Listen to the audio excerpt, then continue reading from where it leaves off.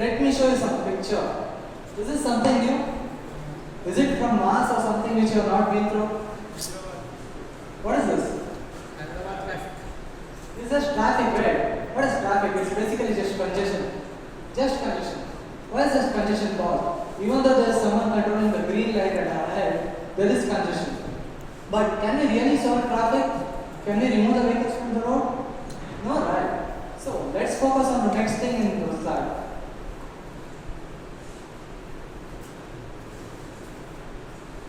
But can you see this ambulance? That's the real problem out here. We need to solve how our ambulance traveled to us. It might be us, it might be someone whom we know one day. But the thing is, the problem statement what I am going to explain now is what are the stats and how to improve our emergency response time for ambulances. Is it alright? So, by this, let me introduce myself. I am Kritika Nathan and I am here for SOFA 2024. So, let's see about some insights. So, globally speaking, World Health Organization recommends 8 minutes of response time. But what is the global average? It's 15 minutes. It's literally double the time. And why is it double the time? And that too, it is measured time. There are many areas where ambulance time, response time is not measured. You cannot have that in account. The statistic says just 15 minutes. So let's keep aside the global things and come to India. So, Indian ambulance response time is 30 minutes, which is way longer than what we need. And National Crime Report Bureau says 90,000 cases do not get timely ambulance care or pre-medical care, as I like to say. In that, only 6,000 of them average 30 minutes, which is India average. And moving further, 50% of road crash what you see do not receive timely pre-medical care within the golden hour. And I would like to explain the golden hour for a minute. The golden hour is the period, the first hour of your crash. That's the very vital period where your life can be saved and you can be reverted back to your normal working conditions mentally or physically. So, what is the possible solutions for this? So, let's see. Oh, real-time tracking. What is real-time tracking? You just add GPS to the ambulance. And what does the GPS do? It sends the location of the ambulance in the real time to a centralized traffic server. And this traffic server, someone might be modulating it. And those modulations are controlled and monitored further. Let's look at another method. Camera detection. That's nothing new over here. Camera detects with a lot of data processing and algorithm. And this processor will go to the traffic management center. And this traffic management is locally processed. And the traffic management is done, the signal is made green. So let's get to the next one. Oh, radio frequency identification. Everyone might have heard about FASTag, haven't you? In recent years, that works on radio frequency identification. That means RFID, so in short form. So installing those radio frequency detection system on both entities, installing radio frequency detection system on both entities is the biggest concern over here. And coming to the detection and identification, I am sure all of your cars have FASTag, right? Then what difference does it make if an ambulance has the FASTag? The reader does collide, right? The radio frequency sent from the sender should be reflected back with a sticker. What if that thing collides and it gets false positive? There is this chance also. And coming to the traffic modulation, the RFID should scan a specific distance. Say for example 100 meters. What if the ambulance is not there within the 100 meter range? Traffic congestion can be around 150 meter long. So, are the system very flawless?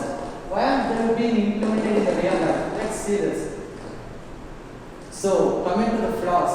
In real-time tracking, the main flaw is GPS tracking. Many of you might have observed the GPS signal lost in your mobile while you are driving somewhere. And another thing is the centralized traffic system.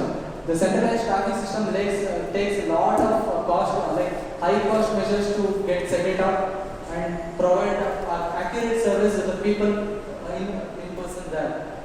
And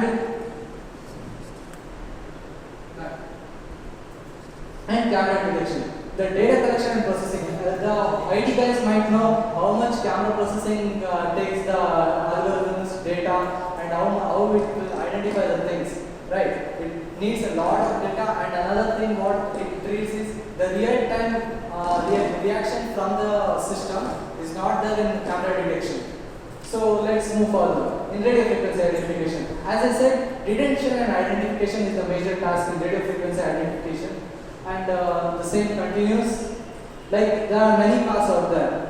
How can it the RFID determine this is an ambulance which has an emergency? Say for example, the ambulance does not have a patient. What it will do? It will give a false command, right? So this system have this drawbacks, I guess. So they are not implemented in real life everywhere. Let's move further. So what is my solution right now? For to explain this, I would like to play a video, and with that I would like to explain a few things. I'll change.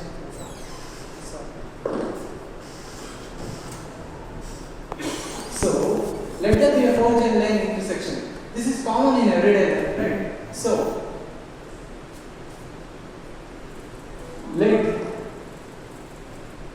let's see an ambulance approaching an intersection. What happens? Say the signal light is red, the ambulance processor jumps the signal, it has the right to do that, it intervenes the traffic which is moving, and it passes by. This is what happens in our daily life, yes or no?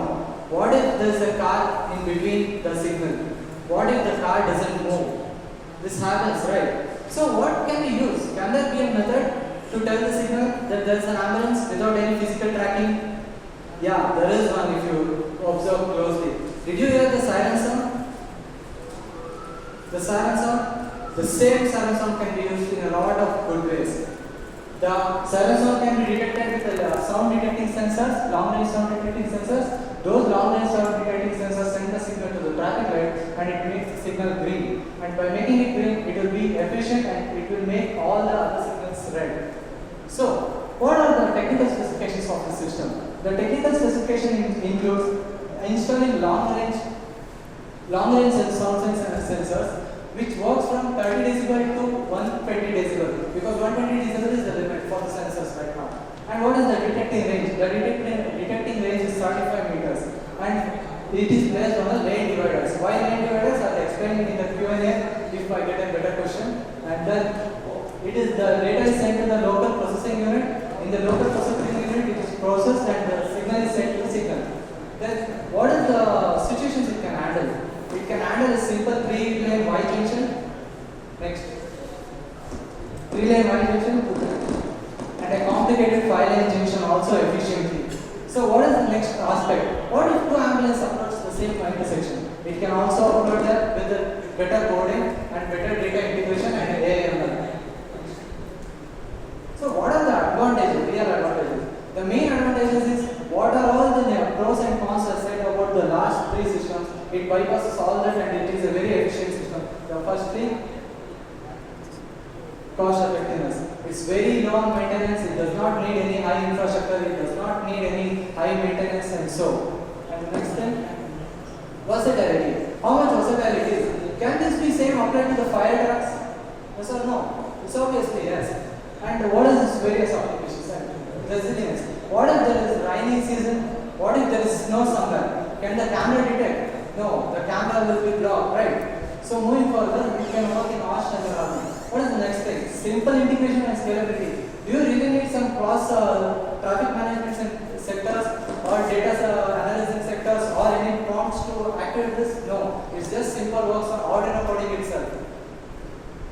And I would like to talk about scalability also. Scalability is very large. Like you can apply this in small rural junctions where the signals can be read. There are many junctions in the rural areas like Tier 1 cities, Tier 2 cities, say for example Bangalore, Hyderabad, moving forward to Visakhapatnam, Vijayawada, like Tumkur, Mysore in Karnataka and so on. And real-time detection. All the systems which are already there, they don't do real-time detection. They take time to process the data. Even the GPS thing doesn't do in real time. It should be sent to the server and from server to back to the base where it is modulated.